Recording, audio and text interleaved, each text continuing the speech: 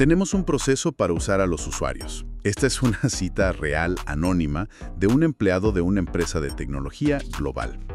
Cuando la leí, la verdad, se me pusieron los pelos de punta. Suena, no sé, inquietante, ¿no? Totalmente, suena muy perturbador. Hoy vamos a hacer un análisis a fondo del mundo del diseño centrado en el usuario, o DCU. El nombre en sí suena genial, promete poner las necesidades de las personas en el centro de todo. Claro, es la promesa. Pero esa cita me hace preguntar, ¿de verdad lo cumple siempre? ¿O a veces es solo, digamos, una fachada? Una forma un poco más sofisticada de usar a los usuarios para lograr los objetivos del negocio. Esa es la tensión que vamos a explorar y es la pregunta del millón. Para guiar nuestra charla, nos vamos a apoyar en un artículo académico de Turkka Keinonen, que la verdad le mete el bisturí a la ética de todo este enfoque. Me parece perfecto. Y lo que propone es que, para saber si el DCU es genuinamente bueno para la gente, primero tenemos que ponernos de acuerdo en algo súper básico, ¿qué es una necesidad? Y después, ver cómo las distintas filosofías de diseño se comportan frente a ella. Nuestra misión es desentrañar esa tensión. No se trata de decir, esto es bueno y esto es malo, sino de entender el campo de juego. Vamos a analizar un marco que nos puede ayudar a evaluar si el diseño de la app que usamos todos los días o el servicio que acabamos de contratar realmente nos cuida o, en el fondo, nos está utilizando. Muy bien. A ver, empecemos por el principio. La palabra necesidad es increíblemente resbaladiza. Uf, sí. Por ejemplo, todas las mañanas digo, necesito un café. Y sé perfectamente que no me voy a morir si no lo tomo, pero se siente como una verdad absoluta en ese momento. ¿Cómo empezamos a poner orden en este caos? Tu ejemplo del café es perfecto, porque ilustra el primer tipo de necesidad que el autor identifica. Es el tipo 1, el deseo o impulso subjetivo. Ah, el deseo. Es exactamente eso, un estado mental, un anhelo que te impulsa a actuar. El artículo pone el ejemplo de un fan de la música que dice, necesito escuchar esta canción ahora mismo, una y otra vez. Me identifico. Claro, es un impulso personal, muy poderoso, pero si no lo satisfaces no te causa un daño objetivo. Es un querer, no un requerimiento fundamental para tu bienestar. Entendido. Es mi necesito ver el siguiente capítulo de esta serie ya. Es una urgencia subjetiva, un deseo. Vale, ese es el primer nivel. ¿Cuál es el que sigue? El siguiente es más práctico, más lógico. Es el Tipo 2. La necesidad instrumental. Esta no es un fin en sí misma, sino un medio para un fin. Un paso intermedio. Exacto, es un paso que lógicamente necesitas para alcanzar un objetivo. Para seguir con los ejemplos. Si necesitas escuchar esa canción, entonces necesitas encontrarla en tu plataforma de música. Claro. O si quieres construir una casa, necesitas ladrillos. Los ladrillos no son el objetivo final, son una necesidad instrumental para lograr el refugio. Ah, claro. Es el cómo para llegar al qué. Si mi objetivo es llegar a una reunión, necesito las llaves del coche o necesito saber la ruta del autobús. Son herramientas, pero supongo que la carga ética no está realmente en estos dos tipos, ¿verdad? Exacto. Nadie va a juzgar moralmente a un diseñador por mi deseo de tomar café. Claro, el corazón del argumento donde la ética entra de lleno es con la necesidad de tipo 3, la fundamental. Una necesidad es fundamental cuando si no la satisfaces te causa un daño real, un daño objetivo y demostrable. Ok, aquí ya no hablamos de deseos. Para nada. Aquí ya no hablamos de antojos o de herramientas. Hablamos de condiciones esenciales para una vida digna. Su satisfacción se convierte en una justificación moral para la acción. ¿Y qué tipo de cosas caen en esta categoría? Pienso en lo obvio: comida, agua, refugio. Sí, esas son las más básicas, las de siempre. Pero el autor amplía el concepto al contexto social y tecnológico de hoy. Por ejemplo, la necesidad de poder participar normalmente en la sociedad. ¿Cómo sería eso? Piensa en el acceso a servicios bancarios, a información del gobierno o incluso a redes sociales para mantener el contacto humano. Si un diseño te excluye de eso porque es demasiado complejo o inaccesible, te está causando un daño real. Te está aislando. Exacto. Y es ahí donde el diseñador adquiere una responsabilidad moral que no puede evitar.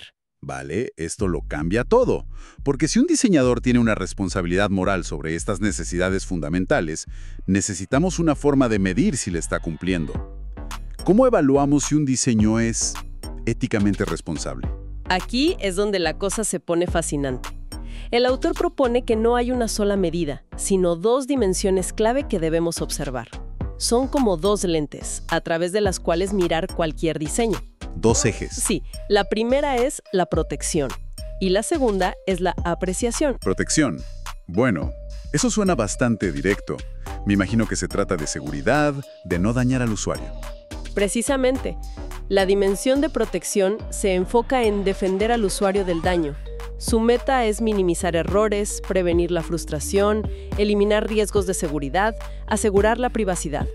Es un enfoque defensivo, como el juramento hipocrático de los médicos. Primero, no hacer daño. Esa es la analogía perfecta. Gran parte del diseño centrado en el usuario original, lo que en los 80s y 90s se llamaba ingeniería de usabilidad, vivía casi exclusivamente en este mundo.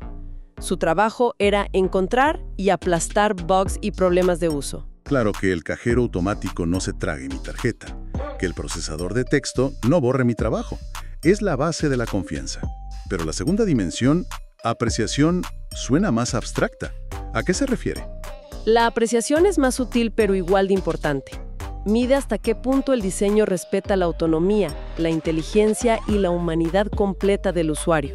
La pregunta clave aquí es, ¿este diseño me ve como una persona completa, con un contexto, con creatividad, con capacidad de decisión? ¿O me ve como una versión simplificada, predecible y un poco tonta de un ser humano? ¿Me trata como un igual o me trata como a un niño? Eso es muy potente. Y el artículo propone una especie de escalera para entender cómo ha evolucionado esta apreciación del usuario, ¿verdad? Usa unas metáforas muy buenas. Sí, es una progresión que lo deja clarísimo. En el nivel más bajo de apreciación está la relación ingeniero-componente. ¿Suena frío? Lo es. Aquí, el usuario es reducido a un conjunto de datos. Medidas antropométricas, tiempos de reacción promedio, capacidad de carga. Eres una pieza más predecible en el engranaje de la máquina. Como un muñeco de pruebas de choque. No tiene agencia, solo propiedades físicas. Después la cosa mejora un poco, ¿no? Con la idea del doctor-paciente. Correcto. Aquí ya se reconoce que el usuario tiene una voz. Puede describir sus problemas, sus síntomas, pero la dinámica de poder es muy clara. El diseñador es el experto, la autoridad. Es la autoridad que escucha, diagnostica y receta una solución. El usuario es un receptor pasivo del remedio. Se le escucha, pero no se le considera un par. Lo reconozco perfectamente. Es el no te preocupes, déjamelo a mí, que yo sé lo que necesitas. El siguiente paso ya suena más colaborativo, la metáfora del entrenador-atleta. Aquí el cambio es radical. El diseñador ya no es el que tiene todas las respuestas. Su rol es ayudar al usuario, el atleta, a desarrollar su propio potencial y creatividad.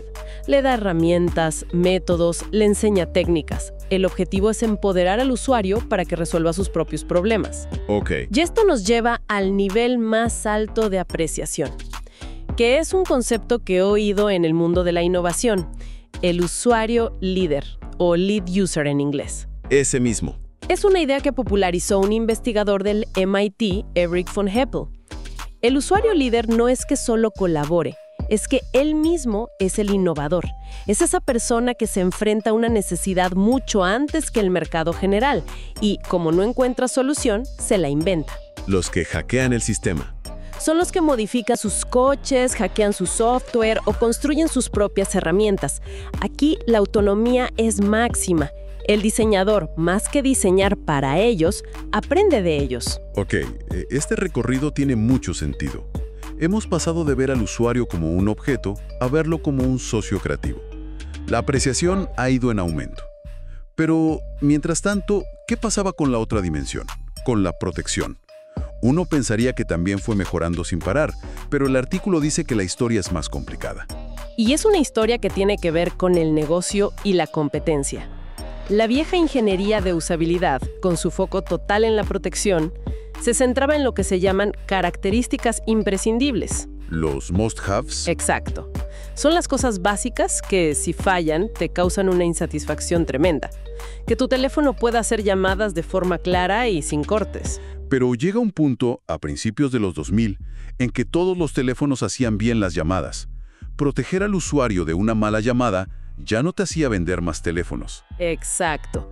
En mercados maduros, cuando todos tus competidores ya ofrecen un nivel básico de protección y funcionalidad, la ausencia de fallos deja de ser una ventaja. Las empresas se dieron cuenta de que para destacar necesitaban otra cosa. Algo más. Y empezaron a buscar los deleites o delighters. Son esas características inesperadas, esas pequeñas sorpresas que, cuando las descubres, te generan placer, una conexión emocional. Como la primera vez que vimos el gesto de pellizcar para hacer zoom en una pantalla. Nadie lo había pedido. No solucionaba un problema fundamental, pero fue mágico. Fue un deleite. Y de ahí nació todo el campo de la experiencia de usuario, la UX. Justamente, el foco cambió de resolver problemas a crear oportunidades de placer y sorpresa.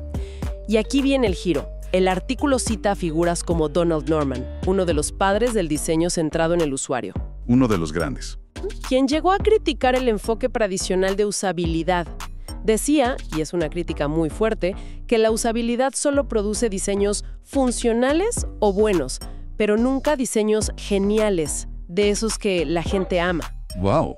Es como si el padre de la seguridad vial dijera que los coches seguros son aburridos.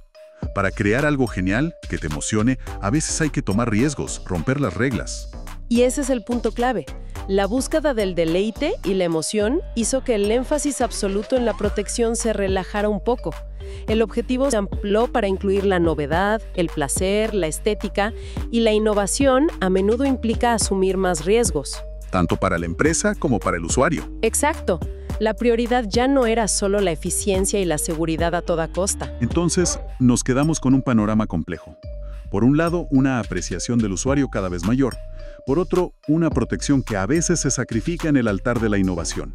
Parece que van en direcciones opuestas. ¿Cómo las reconciliamos? La gran aportación del artículo es decirnos, no tienen que reconciliarlas, porque no son opuestas. ¿Ah, no? No son los dos extremos de una misma cuerda. Son dos ejes independientes. Y al cruzarlos, crean un mapa, un espacio de 2x2 que define 4 posturas de diseño muy diferentes y reveladoras. Es aquí donde todo lo que hemos hablado cobra sentido. Un mapa. Me gustan los mapas. Empecemos por la zona a la que nadie querría ir de vacaciones. Baja protección y baja apreciación. Ese cuadrante el autor lo llama explotar. Aquí el diseño no solo no te protege, sino que además te ve como un recurso a ser utilizado. Se aprovecha de tu ignorancia, de tu tiempo, de tu falta de alternativas. Dame un ejemplo. Uno del artículo es la mentalidad de lancemos el producto a medio hacer y lleno de errores. La retroalimentación del mercado nos servirá de testeo gratuito. Terrible. Se transfiere todo el riesgo y la frustración al usuario, a quien se ve como un simple medio para un fin comercial. Suena terriblemente familiar en el mundo del software y las betas perpetuas. Y ni hablemos de los patrones oscuros, esos diseños engañosos para que compres o te suscribas a algo sin querer. Eso es explotación pura y dura. Vale, salgamos de ahí. ¿Qué pasa si subimos la protección al máximo, pero mantenemos la apreciación por los suelos? A eso el autor lo llama amortiguar.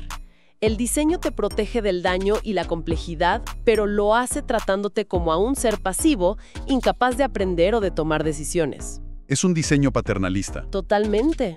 Una jaula de oro. El ejemplo que usa es el de un sistema de música propietario y completamente cerrado. Es súper fácil de usar para principiantes, pero a costa de limitar tu libertad, tus gustos y tu capacidad de explorar. Es como el primer iPhone. Era increíblemente fácil de usar, en parte porque no te dejaba hacer casi nada. No podías cambiar el fondo de pantalla, no había copiar-pegar, te amortiguaba de la complejidad a cambio de tratarte como alguien que no necesitaba esa libertad. Esa es la idea. Ahora, el opuesto. Alta apreciación, pero baja protección. Ese es el cuadrante. Aquí se confía plenamente en la competencia y creatividad del usuario. Se le dan herramientas potentísimas, plataformas abiertas, libertad total. Pero... siempre hay un pero. Se le deja solo frente al peligro. El ejemplo es una plataforma con un kit de desarrollo abierto. Toma, crea lo que quieras, el cielo es el límite. Eso sí, si tu creación tiene un agujero de seguridad, si pierdes dinero o si violan tu privacidad, es tu problema. Es el salvaje oeste de la creatividad. Mucha libertad, pero también muchos bandidos. Pienso en los inicios del mundo de las criptomonedas o en ciertas plataformas de inversión. Te emocionan con el potencial, pero el riesgo es todo tuyo. Exacto. Lo que nos deja el último cuadrante, el que supongo que es el ideal. Alta protección y alta apreciación. Y a este el artículo lo llama nutrir. Este es el objetivo al que debería aspirar un diseño ético.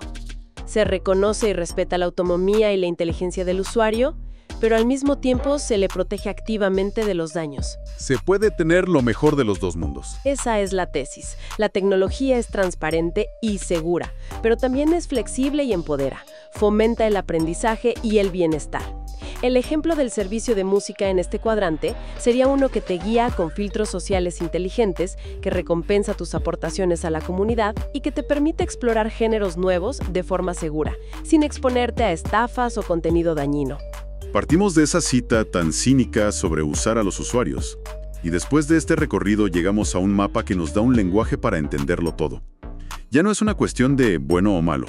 No, es más matizado. Es analizar dónde se sitúa cada producto o servicio que usamos en este mapa de explotar, amortiguar, emocionar y nutrir. Y creo que la lección más importante es que proteger a los usuarios y apreciar su libertad no son objetivos en conflicto. No tenemos que elegir entre un sistema seguro pero infantilizante y uno libre pero peligroso. Son dimensiones independientes. Son dimensiones independientes que se pueden buscar a la vez. Un buen diseño puede y debe aspirar a nutrirnos, no solo a ponernos entre algodones o a lanzarnos a los leones por un poco de emoción. Este marco nos da las herramientas para ser más críticos y para exigir más. Y esto nos deja con una idea para reflexionar que va más allá de la tecnología. El artículo sugiere que este mapa de protección-apreciación podría usarse para analizar muchas otras cosas. Cierto. ¿Qué pasaría si lo aplicáramos a la educación, por ejemplo?